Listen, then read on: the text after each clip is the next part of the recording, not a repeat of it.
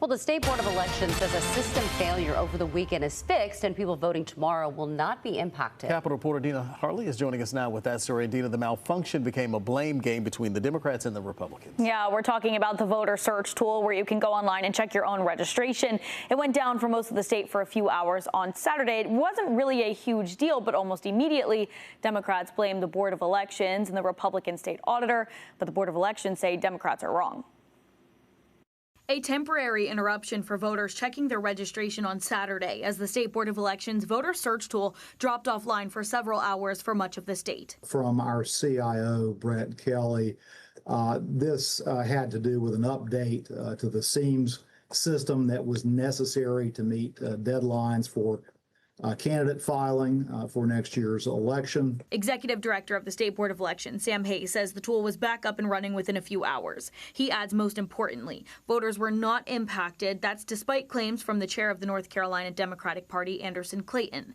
In a statement over the weekend, Clayton claimed that poll workers were having trouble registering voters on Saturday. It's just simply misinformation, and we wanted to make sure we got out there and very strongly asserted that there's no place for this.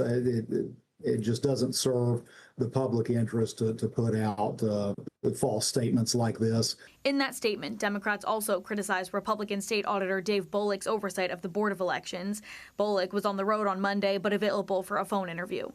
Political actors, and feel free to quote me on this, political actors who seem to feel like they need to politicize every single thing for their own personal gain for whatever reason. He says since taking on oversight of the State Board of Elections, he's worked with Hayes to make every step of election secure. On Friday, the Office of the State Auditor opened a portal to get public comment on modernization efforts for the State Board. It's a total effort to be transparent with the process.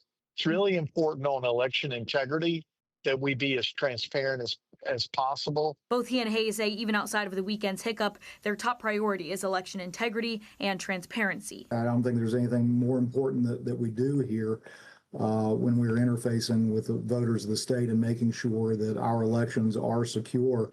I did reach out to the Democratic Party as well about their statement over the weekend that Hayes and Bollick both say was misinformation. When I heard from them last, they said that statement was not available. Rod and Angela. All right, Dina, thank you so much.